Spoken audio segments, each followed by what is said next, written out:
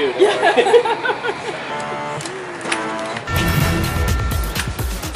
Hello, I am W.C.Pope, and this is your WNN50 news briefs for July 2019. As you already know, there is no UTA in July, so enjoy the family in the month, and we'll see you back at Westover in August. That will be the weekend of the 3rd and 4th. We have an Employer Appreciation Day coming Tuesday, September 24th. Sign your boss up and let them see the base. You'll give them a rare opportunity to see what we do here as a reserve base. Use the button on the Westover app, or you can email the Public Affairs Office with your information. We'll need your name, your email, your company, employer's name, employer's phone, and email. You can send that to 439aw.pa@us.af.mil. On June 8th, the second Run the Runway race was held at the Westover Airport with a turnout of 400 runners and 700 visitors during the day to see the 208 antique cars and about 10 static aircraft, including a C-5 from the base. The Galaxy Community Council, Greater Chicopee Chamber of Commerce, and the Westover Airport sponsored the event, and we're very happy with this year's turnout. During the Super UTA in June, a number of training exercises took place around base. I got a chance to see what was happening in Dogpatch as the civil engineers, services personnel, personalists from the Force Support Squadron, command staff, and aircraft maintainers trained in a bare base scenario. A number of scenarios were played out, giving all participants training in a bare base operation, including the ability to survive during a chemical attack, perimeter security, and feeding and keeping the citizen airmen hydrated. The objective of this particular exercise is it's called ATSO, right? The ability to survive and operate in a chemical environment, like a CBRNE kind of environment. And so there's a lot of donning and doffing of mop levels going on out there right now while attacks are happening.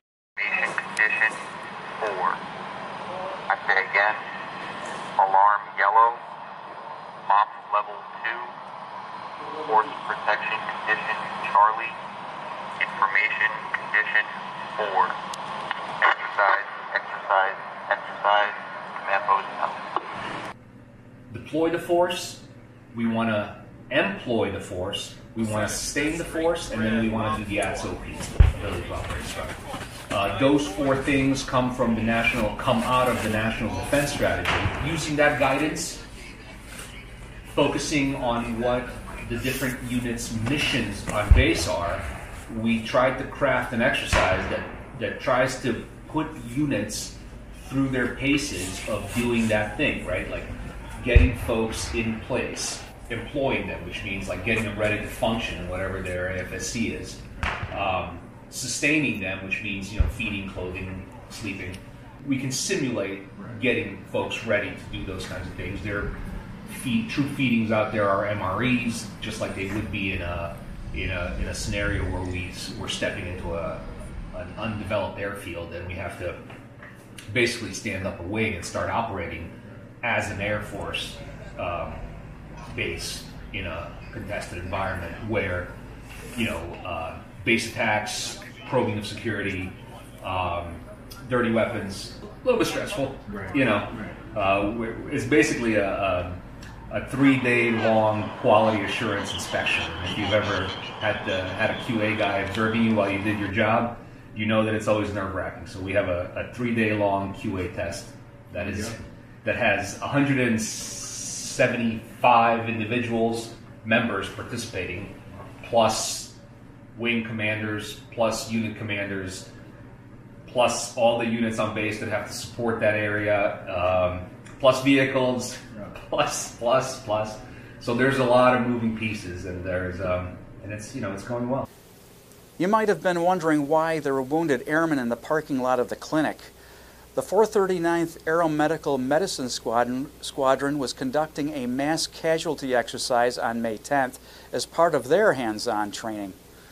These requirements by headquarters that we had to meet, in training, and part of that is having 40 hours of hands-on and all these other requirements of trauma and urgent care skills that we have to perform or train on. And since we had the 4-day UTA, they took that time to get all of that training in, and the people that were in charge of it, they put together again the scenarios where you had mass casualties, and we were able to practice all different kinds of skills like triage, and a scenario of who would be in charge of what area in case we were in a deploy location, or again there was a mass casualty or a mishap or stuff like that. We were definitely able to get some of the skills that we had to train on to actually practice them, and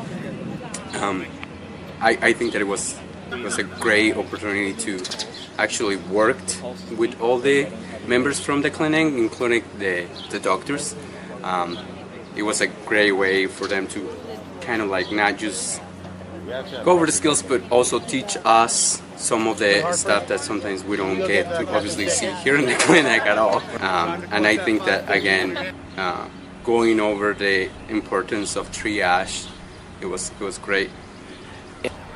There were some volunteers from other units that came, and they actually took part into being the patients or stuff like that. So I think that was a really good exercise again for training and just working together with other units. Most of the members in my section, all of us are like senior airmen, fairly new to the unit or just being foreigners. So I know that for again other members like myself, it was kind of like the first time doing an exercise like this. And again, all of them said the same thing, that it's great when you are able to see how all the different parts fit together in what something like real life would be. The Westover Top 3 organization made a visit to the Chicopee Boys and Girls Club on June 11th with a donation of $1,000 for their support of the community.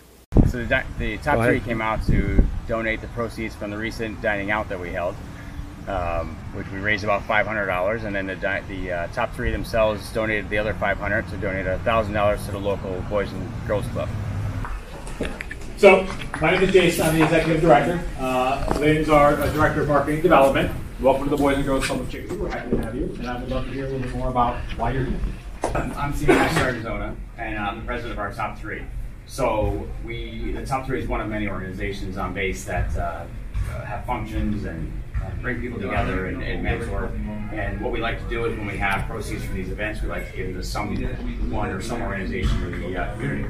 And we voted to donate to the Boys and Girls Club for all you do for the community, with the daycare services and otherwise.